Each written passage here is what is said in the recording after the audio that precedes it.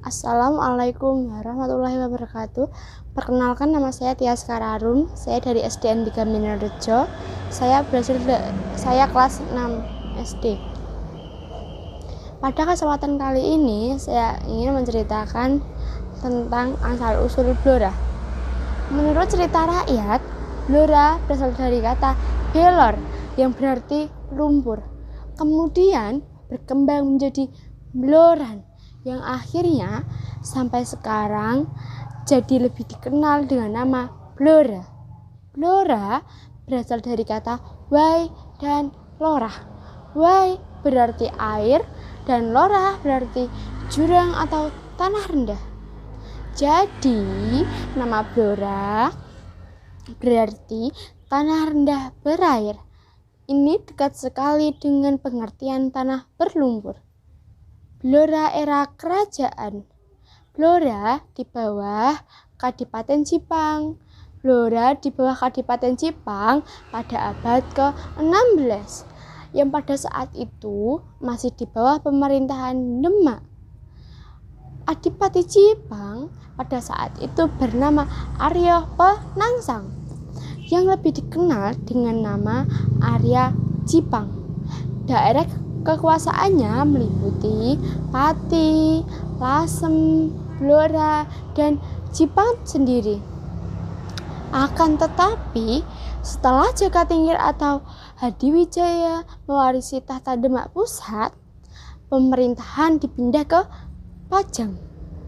Dengan demikian, Blora masuk kerajaan Pajang. Blora di bawah kerajaan Mataram. Kerajaan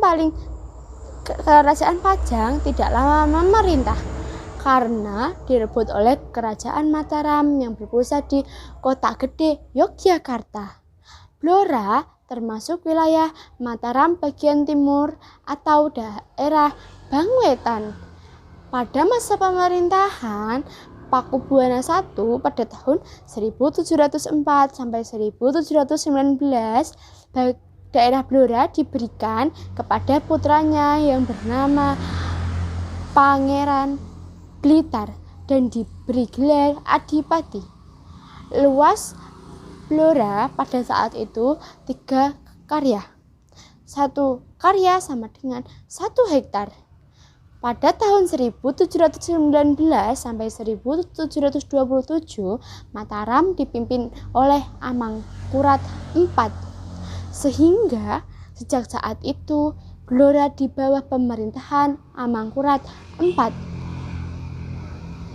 Blora di zaman Perang Mangkubumi tahun 1727 sampai 1755. Pada saat Mataram di bawah Pakubuwana II pada tahun 1727 sampai 1749 terjadi pemberontakan yang dipimpin oleh Mangkubumi dan Masahid. Mangkubumi berhasil menguasai Sukawati, Grobogan, Demak, dan Yogyakarta. Akhirnya Mangkubumi diangkat menjadi raja oleh rakyat-rakyatnya yang menjadi raja di Yogyakarta. Berita dari Babad Giyanti dan Serat Kuntaratama menyatakan bahwa Mangkubumi menjadi raja pada tanggal 1 Suro tahun Alif 1675 atau 11 Desember 1749 bersamaan dengan diangkatnya Mangkubumi menjadi raja.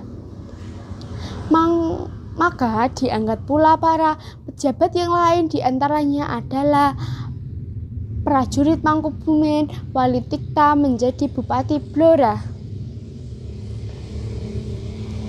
Blora di bawah Kasultanan. Perang Mangkubumi diakhiri dengan perjanjian Giyanti tahun 1755 yang terkenal dengan nama Palihan Negari.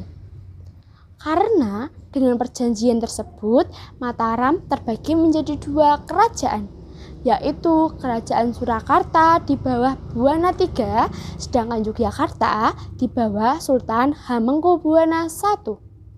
Di dalam palihan negari itu, Blora menjadi wilayah Kasunanan sebagai bagian daerah Mancanegara Timur, Kasunanan Surakarta.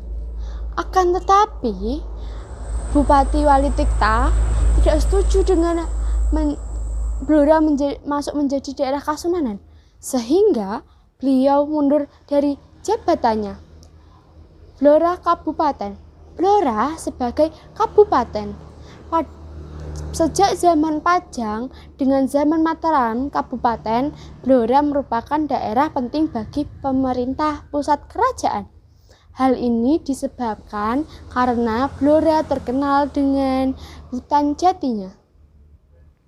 Blora mulai berubah statusnya dari Apanage menjadi daerah kabupaten pada hari Kamis Kliwon tanggal 2 Sura tahun Alif 1675 atau tanggal 11 Desember 1749 Masehi yang sampai sekarang dikenal dengan hari jadi Kabupaten Blora. Adapun bupati pertamanya yaitu Wali Tikta.